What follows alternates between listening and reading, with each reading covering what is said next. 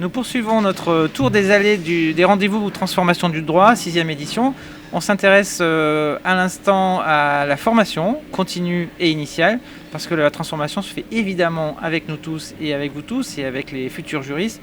Donc je suis très heureux d'accueillir deux étudiants du DU Transformation Digitale de la SAS. Est-ce que vous pouvez vous présenter en quelques mots ? Bonjour, alors je m'appelle Agnès Alleguer, je suis élève au sein du DU Transformation Digitale du droit et Legal Tech de l'Université Panthéon Paris Assas et je fais partie de la promotion 2021-2022. Renat Tolgan, promotion 2019-2020 déjà, à l'UMI. Je suis ingénieur de formation et intéressé par les questions de digitalisation du droit et aussi du droit dans l'informatique. Donc voilà, ce DU m'a permis d'approfondir plutôt mes connaissances dans ce domaine et dans ce écosystème. Voilà. Alors, ce DU se situe dans quel contexte ? C'est quelle fac ? Comment on y accède ? C'est la formation initiale ? Qu'est-ce que c'est ce DU ? Alors, c'est un DU novateur, un des premiers, je crois, voire le premier. Oui, c'est une formation qui se fait soit en initiale, soit en continu, qui a destination aussi bien d'élèves ingénieurs que d'élèves issus du juridique, donc des élèves avocats ou des juristes. Et c'est compatible avec la vie étudiante et la vie professionnelle parce que c'est des cours du soir, donc effectivement voilà. Ça se passe dans les locaux de Paris Assas, au Paris Centre, je veux dire, donc c'est très accessible. Et effectivement, c'est pas que des juristes. C'est, voilà, moi, je suis informaticien. C'est vrai que dans chaque promo, il y a au moins un ou deux profils techniques qui permettent justement de brasser et de comprendre l'écosystème et d'enrichir, de comprendre comment ça se passe et d'essayer de trouver un langage commun. Et le but, c'est, alors il y a beaucoup d'étudiants, moi j'en ai dans ma promo qui fonctionnent très bien, de projets de Legal Tech qui ont été lancés, ou de personnes qui vont travailler dans des Legal Tech en ayant une compréhension de l'écosystème, donc qui a un avantage concurrentiel là-dessus. Donc voilà, effectivement le but, c'est de lancer des Legal Tech et effectivement il y en a qui fonctionnent, ou sinon à minima de travailler dans les domaines Legal Tech où il y a beaucoup d'opportunités. Alors oui, je suis intervenu ponctuellement dans le DU, j'ai constaté qu'il y avait aussi des juristes de direction juridique qui le faisaient en formation continue, non pas pour... Alors certains pour évoluer de poste, pour éventuellement, en termes personnels et carrière, mais d'autres pour engranger des connaissances et de l'appréhension de la transformation pour en faire bénéficier leur propre service juridique. C'est pas forcément... Oui. On est aussi dans une démarche de se dire je me forme à la transformation et je vais la mettre à disposition de mon équipe aussi. Oui, ça permet effectivement d'être acteur de la transformation, d'être ce qu'on appelle des early adapters, de pousser les gens à adapter ça, parce que la transformation digitale, c'est pas uniquement la technique, c'est aussi de l'humain. Et c'est justement ça qui permet parce que si vous voulez faire évoluer les process, il faut que les gens soient convaincus et acceptent les changements, parce que c'est pas facile le changement.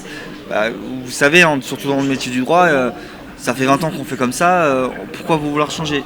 Je pense que c'est assez courant, je pense que tout le monde l'a entendu. Et justement, c'est donner des arguments, c'est d'expliquer le gain de temps. Moi, je dis souvent que... Alors, on va pas aller sur du full robotisé, mais le but, c'est justement d'enlever les tâches chronophages.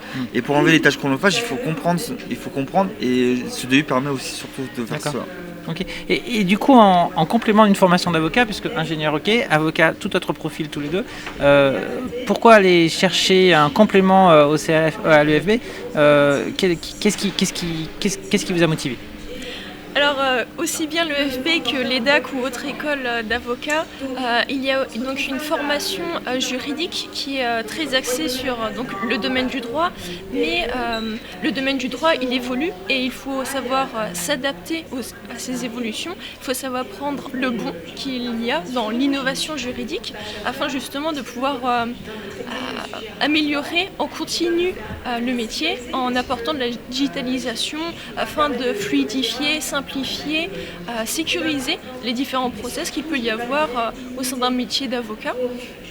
Et donc l'avantage pour ceux qui font la formation en initiale ou en continu, qu'ils soient élèves avocats ou avocats déjà en profession, l'avantage de ce DU, c'est de pouvoir allier en même temps la formation juridique, mais en même temps toutes les connaissances que l'on a grâce à ce DU qui est très transversal. Est-ce que vous diriez que vous êtes alors je vous pose la question, des juristes augmentés? Bien, je pense que, alors, en tant que juriste, oui, je pourrais répondre cela, puisqu'avant tout, on a accès à énormément d'essais, d'intervenants, d'interlocuteurs issus on peut les voir sur l'affiche, que ce soit Gino Legal Tech ou...